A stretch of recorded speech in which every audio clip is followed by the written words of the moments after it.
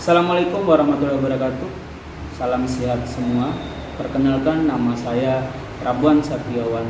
Saya sebagai dosen tetap di program studi pendidikan jasmani, kesehatan dan rekreasi STKIP Taman Siswa Bima.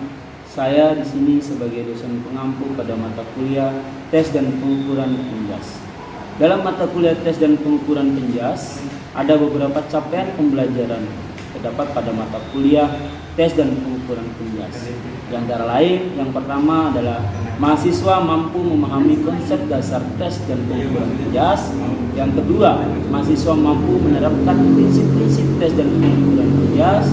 Yang ketiga, mahasiswa mampu memahami dan mengembangkan instrumen tes dan pengukuran penjas. Yang keempat, mahasiswa mampu mempraktekkan tes dan pengukuran penjas. Yang kelima, mahasiswa mampu memecahkan masalah yang berkaitan dengan penyusunan instrumen tes secara objektif. Dan yang keenam, mahasiswa mampu memecahkan masalah yang berkaitan dengan validitas dan reliabilitas instrumen.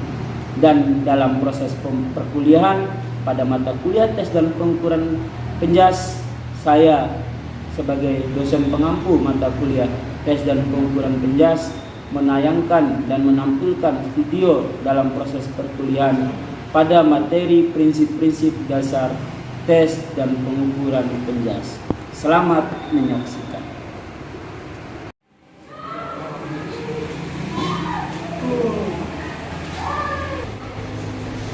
Assalamualaikum warahmatullahi wabarakatuh. Waalaikumsalam warahmatullahi wabarakatuh.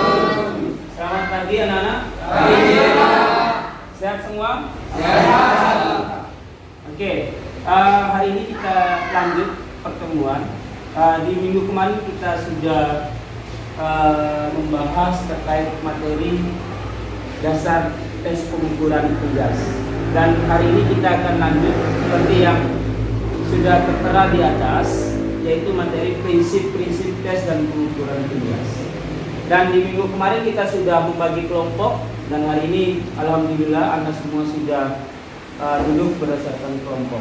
Nah, sebelum kita masuk ke materi, mari kita berdoa sebelum memulai pembelajaran kita pada hari ini. Berdoa, mulai. Oke, doa selesai. Hari ini saya mau melihat dulu presensi. Kita akan lanjut pada presensi di pertemuan berikutnya. Angga nggak hadir? Hadir Pak. Abdullah, Hadir Pak. Ali Abidin, Hadir Pak. Rangga, Hadir Pak. Muhammad Risalah. Hadir Pak. Oke, kita akan lanjut pada materi terkait dengan prinsip-prinsip tes dan pengukuran penjas. Dan di minggu kemarin kita sudah membahas terkait dengan dasar tes dan pengukuran penjas. Nah, saya ingin tahu nih, apakah sudah paham atau belum terkait dengan dasar tes pengukuran penjas? Ada yang bisa jawab? Apa itu tes dan pengukuran? Siapa? Oke, silakan Bahri. Tes adalah alat, pengukuran adalah proses. Oke, tes adalah alat dan pengukuran adalah proses. Dan sudah kita terima apa yang disampaikan oleh Bahri, bahwa tes itu adalah alat dan pengukuran adalah proses. Itu adalah kata kunci dalam proses tes pengukuran. Nah, tes itu sebuah alat untuk mengukur apa yang ingin Anda ukur. Dan pengukuran adalah sebuah proses. Nah, seperti itu. Paham? Oke. Dan di sini kita akan masuk pada prinsip tes dan pengukuran. Nah, apa saja prinsip tes pengukuran penjas itu? Prinsip dasarnya ini. Ini adalah prinsip dasar tes pengukuran. Yang pertama, pengawasan dengan seksama. Ketika melakukan tes dan pengukuran, Anda harus mengawasi dengan seksama. Berbagai macam proses kegiatan pengukuran itu harus dilakukan dengan seksama, harus tepat. Terus selanjutnya objektif dan keterbukaan. Nah, objektif ini diukurlah sesuai dengan apa yang ingin diukur dan harus terbuka. Tidak boleh Anda merahasiakan proses tes pengukuran ini. Terus selanjutnya ada kriteria. Nah, kriteria ini yang dilakukan adalah Anda harus bisa melihat bagaimana kriteria itu. Misalnya terkait dengan inilah yang paling rendah dan sampai pada tahap sangat tinggi misalnya. Ada kriteria-kriteria dalam proses tes pengukuran. Terus selanjutnya tes pengukuran itu dilakukan secara langsung dan tidak langsung. Bagaimana proses tes pengukuran langsung? Langsung itu misalnya Anda berada dalam lapangan itu dilakukan secara langsung. Kalau tidak langsung, misalnya Anda pernah melakukan ujian daring misalnya, nah itu adalah tes secara tidak langsung. Nah sekarang nanti kita akan bahas. Terus selanjutnya data itu dapat dipertanggungjawabkan. Ketika Anda ketika Anda melakukan sebuah tes pengukuran, data hasil dari tes pengukuran itu harus bisa dipertanggungjawabkan. Nah, sekarang kita akan masuk ke diskusi. Sebelum kita diskusi, saya ingin ada yang bertanya.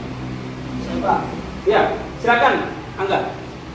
Saya ingin bertanya Pak, jika dalam melakukan tes pengukuran kita tidak memiliki alat yang memenuhi standar, apakah masih bisa dilakukan tes pengukuran Pak? Oke, luar biasa pertanyaannya Anda. Jika tes yang dilakukan tetapi alatnya tidak terstandar, misalnya seperti itu. Nah ini pertanyaan yang menarik. Ada yang bisa jawab atau tidak?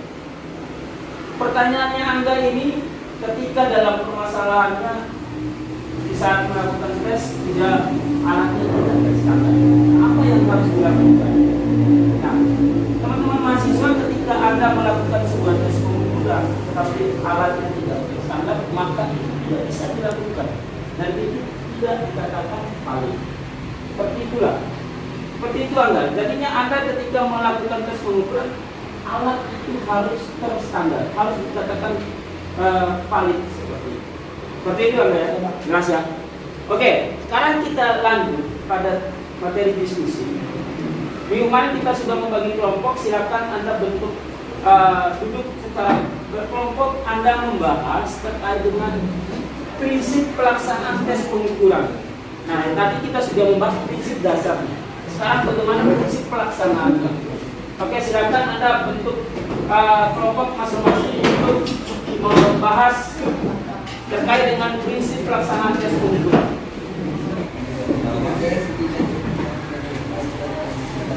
Oke, saya berikan waktu 20 menit untuk membahas terkait prinsip pelaksanaan tes pengukuran bias. Silakan Anda mendiskusikan terkait dengan materi tersebut. Nanti setelah itu perwakilan masing-masing kelompok untuk mempresentasikan hasil diskusi dari kelompok masing-masing. Oke, 20 menit dari sekarang. Ya, kami diskusi aja dulu.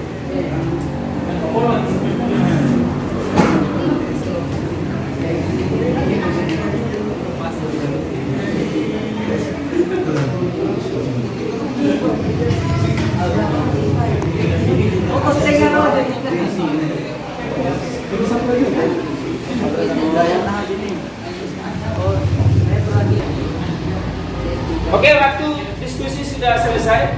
Sekarang saya akan memberikan kesempatan untuk masing-masing kelompok untuk mempresentasikan hasil diskusi kelompoknya masing-masing. Ya, silakan kelompok 1. Siapa yang bisa mewakili? Oke, silakan Muhaimin. Maju ke depan, berdiri. Ya, beda aja nggak apa-apa. Bismillahirrahmanirrahim. Assalamualaikum warahmatullahi wabarakatuh. Waalaikumsalam warahmatullahi wabarakatuh.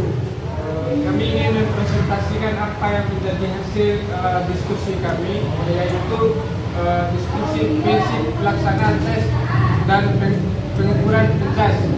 Jadi tes dan pengukuran penjas yang hasil daripada diskusi kita, yaitu bisa diukur dan objek bisa diukur, terus ukuran standar, terus harus dilakukan oleh orang yang ahli. Mungkin barangkali itu hasil daripada diskusi kami. Lebih dari kurangnya saya mohon maaf. Billahi taufiq wal hidayah. Assalamualaikum warahmatullahi wabarakatuh. Waalaikumsalam. Oke, tepuk tangan untuk kelompok 1. Oke, tadi kelompok 1 sudah menyampaikan hasil diskusinya. Nah, silakan ada yang ingin menyanggap atau ada yang ingin bertanya pada kelompok 1? Ya, sekarang kita akan lanjut pada kelompok 2. Perwakilan kelompok 2, silakan. Assalamualaikum warahmatullahi wabarakatuh. Waalaikumsalam warahmatullahi wabarakatuh. Ya, saya dari perwakilan kelompok 2 ingin membacakan hasil diskusi kami tentang prinsip pelaksanaan tes dan pengukuran tegas. Tes tidak bertentangan dengan kodrat dan budaya. Yang pertama, dan yang kedua, tes sebaiknya diukur melalui kemampuan siswa tersebut. Oke, itu aja. Ya, sekian. Terima kasih. Oke, tepuk tangan untuk kelompok 2. Nah, dari apa yang disampaikan oleh kelompok 2 terkait dengan prinsip dan pelaksanaan pengukuran, ada yang ingin menyanggah atau ada yang ingin bertanya pada kelompok 2?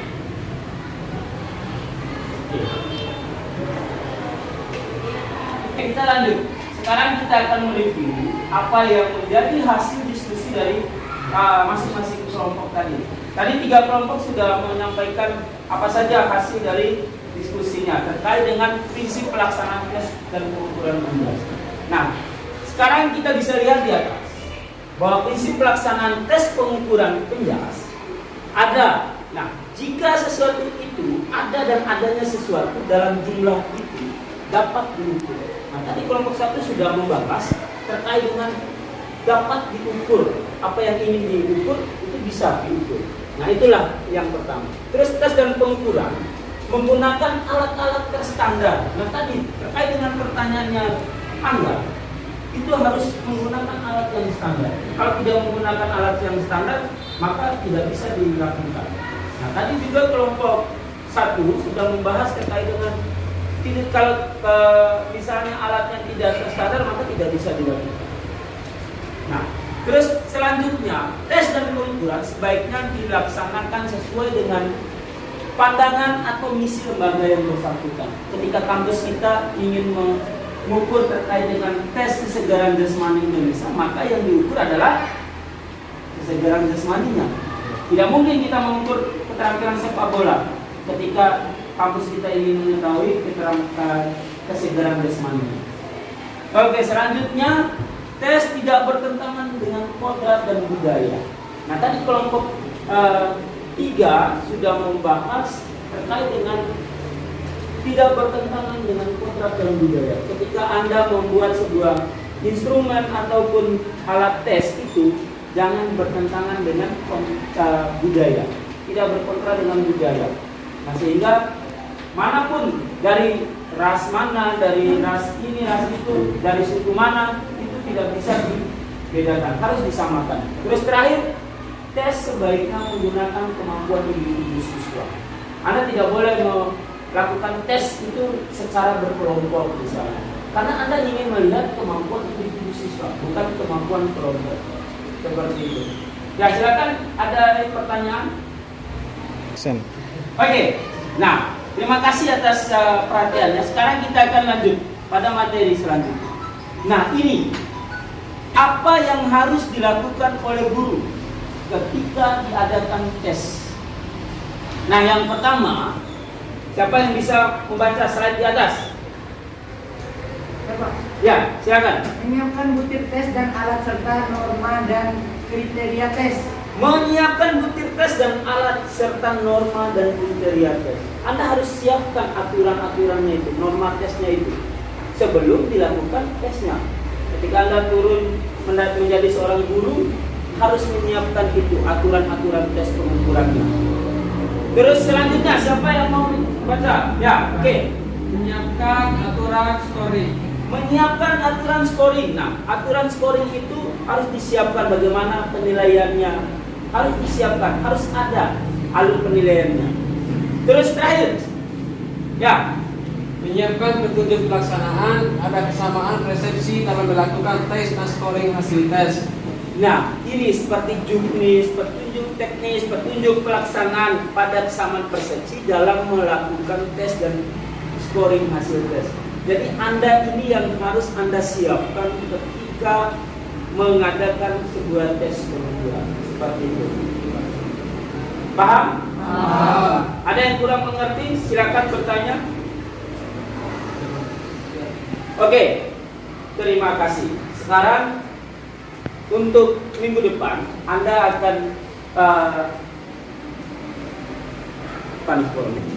Oke, materi hari ini kita cukupkan, dan untuk pertemuan kita minggu depan Anda akan membuat sebuah tugas. Silakan Anda masing-masing tugas individu Anda menyusun sebuah kerangka ataupun perencanaan dalam melakukan tes pengukuran. Nah, tadi materi kita sudah membahas terkait prinsip, dan minggu depan Anda akan mengumpulkan tugas terkait dengan merancang ataupun merencanakan pelaksanaan tes pengukuran.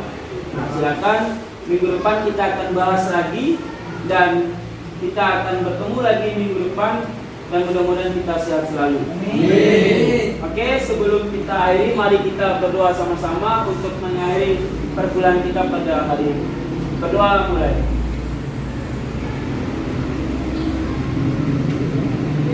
Oke, doa selesai. Sampai ketemu minggu depan. Wassalamualaikum warahmatullahi wabarakatuh.